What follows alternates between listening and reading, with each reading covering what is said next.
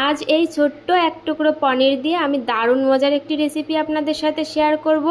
আজকের এই রেসিপিটি কিন্তু রুটি, পুরি, নান বা ভাতের সাথে একদম জমে যাবে। সামান্য এক টুকরো দিয়ে যে এত মজার একটি রেসিপি তৈরি হয়, রেসিপিটি আপনারা পুরোটা না দেখলে বুঝবেন না। স্কিপ না করে একদম শুরু থেকে শেষ পর্যন্ত দেখবেন। আশা করি আজকের রেসিপিটি আপনাদের অনেক বেশি ভালো লাগবে। রেসিপির জন্য এখানে আমি সামান্য এক টুকরো পনির নিয়ে নিয়েছি। পনির আমি ঘরেই তৈরি করেছি, মাত্র 500 ml দুধ দিয়ে কিন্তু এই পনিরটুকু আমি তৈরি করেছি। এখন এই পনিরকে আমি হাতের সাহায্যে দেখুন এভাবে করে ভেঙে নিয়েছি। এবার রেসিপির জন্য আমি কড়াইয়ে নিয়ে নিয়েছি পরিমাণ মতো সরিষার তেল। তেল গরম হয়ে আসলে এর মধ্যে দিয়ে দেব একটা তেজপাতা 2 টুকরো করে নিয়েছি। এখানে 2টো শুকনো লঙ্কা দিয়ে দিয়েছি। দিয়ে একটু ভেজে নেব। যখনই লাল হয়ে আসবে এর মধ্যে অ্যাড করে দেব সামান্য পরিমাণে গোটা জিরে। জিরে ভাজা ভাজা হয়ে আসলে এর মধ্যে দিয়ে দেব একটা মিডিয়াম সাইজের পেঁয়াজ কুচি। পেঁয়াজটা যখন একটু গোল্ডেন ব্রাউন কালারের হয়ে আসবে এর মধ্যে বাকি মশলাগুলো অ্যাড করব। এই তো পেঁয়াজের কালারও চেঞ্জ হয়ে এসেছে। এখন এর মধ্যে অ্যাড করে দিলাম সামান্য পরিমাণে আদার পেস্ট, 1 চামচ রসুনের পেস্ট দিয়ে একটু ভাজা ভাজা করে নিতে হবে। এবার এর মধ্যে আমি অ্যাড করে দেব একটা মিডিয়াম সাইজের টমেটো কুচি।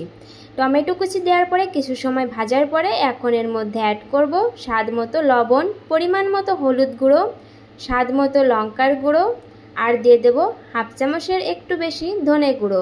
সমস্ত গুঁড়ো মশলা দেওয়ার পরে একটু ভেজে নিয়ে এর মধ্যে অ্যাড করে দেব সামান্য পরিমাণে জল। এতে করে মশলাগুলো কিন্তু পুড়ে যাবে না। এবার ঢাকনা দিয়ে মশলাগুলো আমি একটু ভালো করে কষিয়ে নেব। ঢাকনা খোলার পরে মশলা একটু নাড়াচাড়া দিয়ে কষিয়ে নিতে হবে। যখন মশলা থেকে এইভাবে তেল ছেড়ে আসবে তখনই বুঝতে হবে মশলাটা কষানো কমপ্লিট। এবার এর মধ্যে আমি আগে থেকে সেই পনিরের টুকরোগুলো করে রেখেছিলাম, এই পনিরের টুকরোগুলো অ্যাড করে দেব। পনিরের টুকরোগুলো দেওয়ার পরে একটু মশলার সাথে পনির কষিয়ে নিতে হবে। খুবই আলতো হাতে নাড়াচাড়া দিয়ে পনিরের সাথে মশলা কষাতে হবে, না হলে কিন্তু পনিরগুলো একদম মিহি হয়ে যাবে। এতে করে পনিরের টেস্ট তেমন একটা বোঝা যাবে না। পনির কিছু সময় নাড়াচাড়া দিয়ে কষিয়ে নেওয়ার পরে এর মধ্যে দিয়ে দিলাম সামান্য পরিমাণে জল।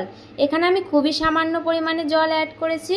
যখনই টকবগিয়ে ফুটতে শুরু করবে একটা ঢাকনা চাপা দিয়ে রান্না করে নেব কিছু সময় রান্না করে নেওয়ার পরে দেখা যাবে পনিরের জলটা একদম শুকিয়ে এসেছে। এই পর্যায়ে আরেকটু নাড়াচাড়া করে দিয়ে দেব পরিমাণ মতো গরম মশলার গুঁড়ো। গরম মশলার গুঁড়ো দেওয়ার পরে একটু নাড়াচাড়া দিয়ে নামিয়ে নিতে হবে। এই তো তৈরি হয়ে গেল আজকের আমাদের সেরা স্বাদের পনির ভুর্জি রেসিপি। রেসিপিটি কিন্তু অনেক বেশি মজার হয়। এই সামান্য এক টুকরো পনির দিয়ে যে এত অসম্ভব মজার একটি রেসিপি তৈরি হয় সেটা আপনারা বাড়িতে তৈরি না করলে বুঝতে পারবেন না। এই একটি রেসিপি থাকলেই কিন্তু পরিবারের সকলে পেট ভরে খেয়ে নেওয়া যায়।